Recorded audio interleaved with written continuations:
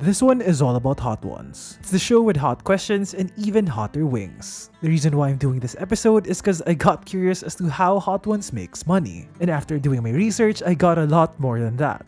Hot Ones is a YouTube series by First We Feast where host Sean Evans interviews celebrities while they go through chicken wings and 10 different types of hot sauce, whose spiciness progressively increases. The show consistently draws in tens of millions of viewers, like in the episode with Gordon Ramsey, that video drew in 69 million views. Hot Ones is such a well done show, and I think it's the only celebrity interview show that I enjoy watching, and I'm a big Conan fan, but I only like Conan for his podcast interviews and his skits, but the late night talk show format for me is just way too superficial. It feels manufactured. But then with Hot Ones, the celebrities are humanized. Like you get to see a glimpse of who they really are. Here's what I'm going to talk about in this episode. We're going to discuss the early days of Hot Ones, the preparation that happens behind the scenes, how Hot Ones makes money, and how they come up with the sauces. Hey everyone, this is Chris Garin, and before I forget, please subscribe to our podcast. We actually have more episodes there, so find us on any podcast app. Before we dive into the story of Hot Ones, we first have to see the bigger picture of the hierarchy of the ownership of Hot Ones. Okay, so Hot Ones is under First We Feast, and First We Feast is owned by a company called Complex Networks. Complex Networks owns Complex Magazine, and in the beginning, that's all it was really, a magazine. Interesting fact, Complex Networks was founded by Mark Mylkowski, the founder of Echo Unlimited. I'm sure you've seen this. It's the fashion brand with the rhino on its logo. So in the early days, Complex Magazine was initially just made to supplement Echo Unlimited. This was around the year 2002. And naturally, as these magazine/media companies grow, they start building other verticals. So they'll make another media brand or publication that focuses on food, another focus on sports, maybe one about news, and in Complex case, their vertical about food is First We Feast. So around 2012, First We Feast was doing what other food publications were doing. They were doing blog posts, cooking guides, the usual. But then in 2015, there was a shift from print to digital, and suddenly, these magazine companies were in trouble. Revenue from their magazine sales were on a fast decline because brands started shifting paying for ad space on Facebook and Google instead. Facebook also began valuing video content. As a result, the media industry started pivoting to video. Because of this shift, First We Feast needed to make a shift as well. And this is where Sean Evans comes in.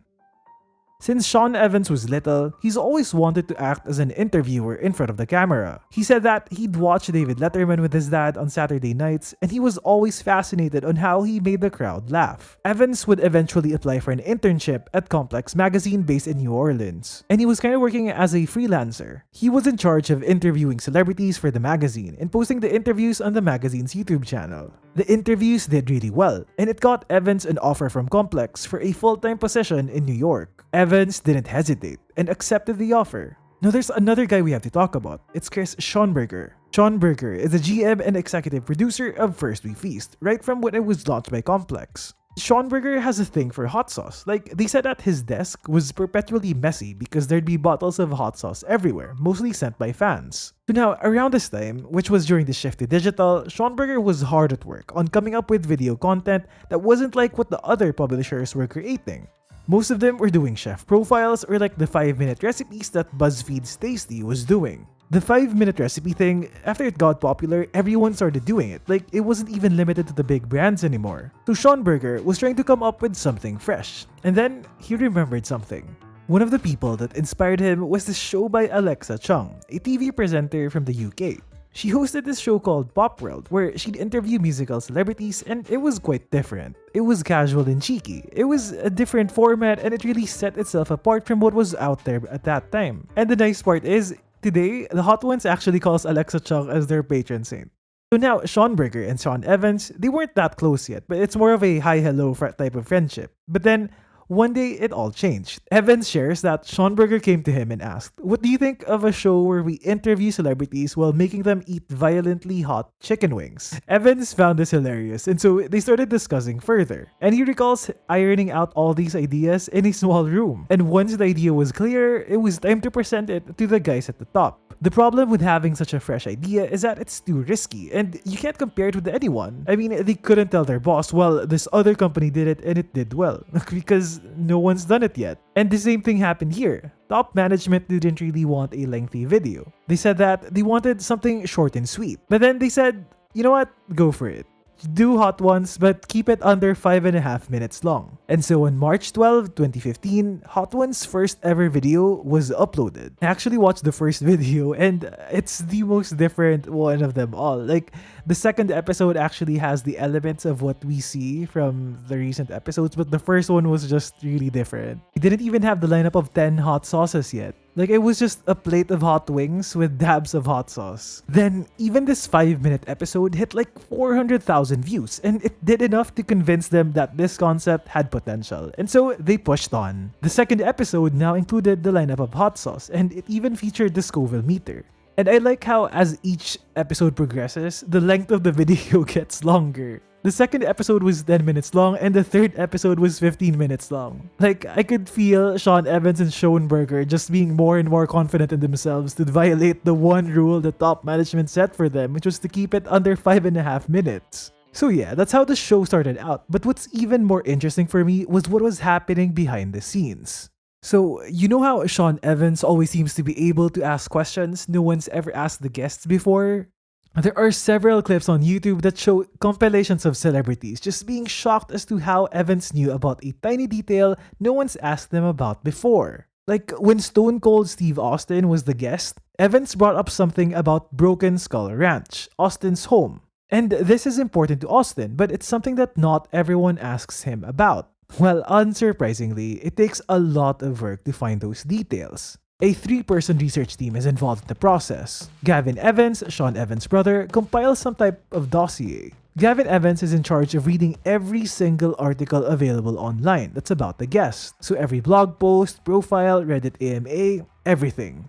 Sean Evans is in charge of going through videos, so he'll normally go through like 12 to 24 hours of video content about the guest. And Schoenberger handles going through podcasts, which means he listens to everything he can get his hands on. All three of them would then compare notes, and Evans and Schoenberger come up with 10 topics to hit during the interview. And I love how the show has evolved along the way. So initially, the planned setup was that there would be 10 questions and 10 sauces. Originally, the plan was to ask juicier questions as the sauces got hotter. But then they abandoned this approach because they discovered how hard it was for guests to answer loaded questions when their mouths were on fire. So they just went the opposite way and started with the really heavy questions first while guests still had the ability to think. Another thing I learned is that the wings actually come from various restaurants. It all depends on where shoots take place. Oh, and that's another thing I learned. The shoots happen in different locations because they are the ones who have to adjust to the guest. And one time when Idris Elba was the guest, they had to fly to London because that's where he was. Luckily for Hot Ones, their set is pretty low budget. There's a reason why we only see a black background and simply tables and chairs there. And that's because it's easy and cheap to bring the set around.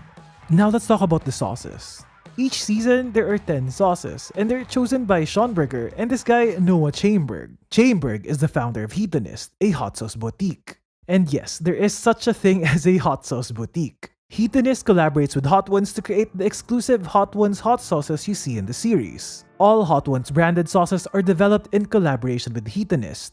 And Heatonist is actually a really fascinating business because Chaimberg is really passionate about his craft of creating amazing sauces and finding the best sauces in the world. Heatonist started out only with Chaimberg selling sauces out of a pushcart, and today it's an influential leader in the world of hot sauce. The Heatonist store in New York only allows up to 100 types of hot sauce in the world, and they're all carefully selected from small batch makers around the world. But apart from curating the world's best hot sauces into one store, Chaimberg and Heatonist also collaborate with companies if they want to create their own. And boy, Heatonist scored big when they formed a partnership with Hot Ones.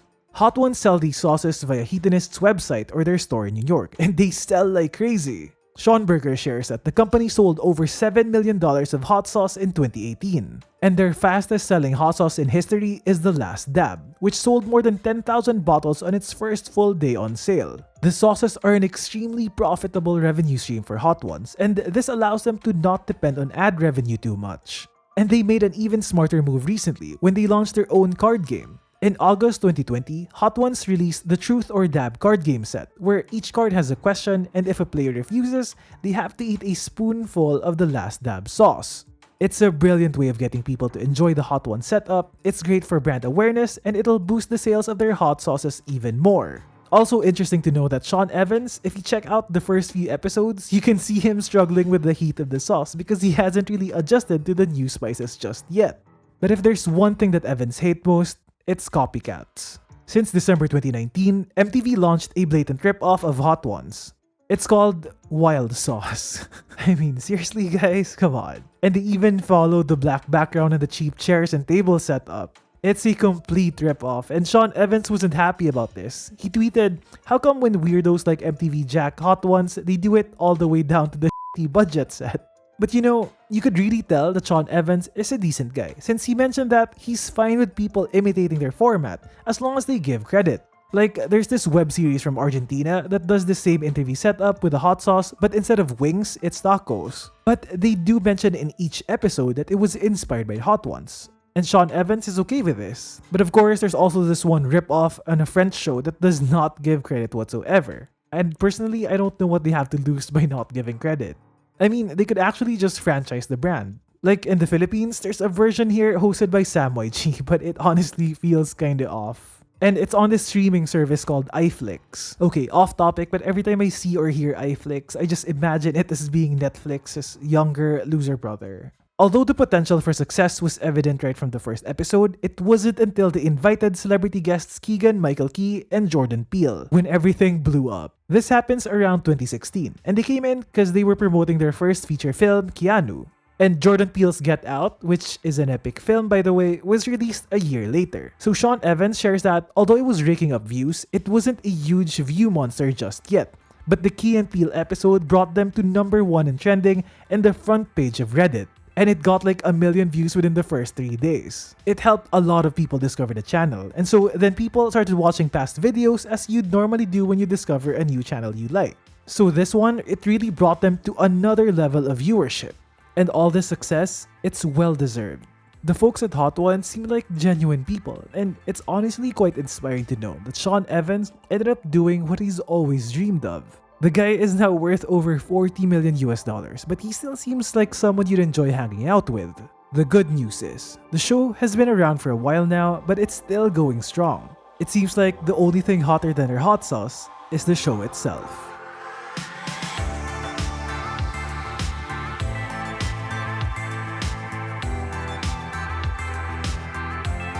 And so that's about it guys. Now you know about the brand origin story of Hot Ones. If you haven't yet, please subscribe to our podcast. You can find us on any podcast app. And please follow us on Twitter, Instagram, and Facebook. For brand partnerships, just send us an email. Our email is in the description. Until the next episode, this is Chris Garin.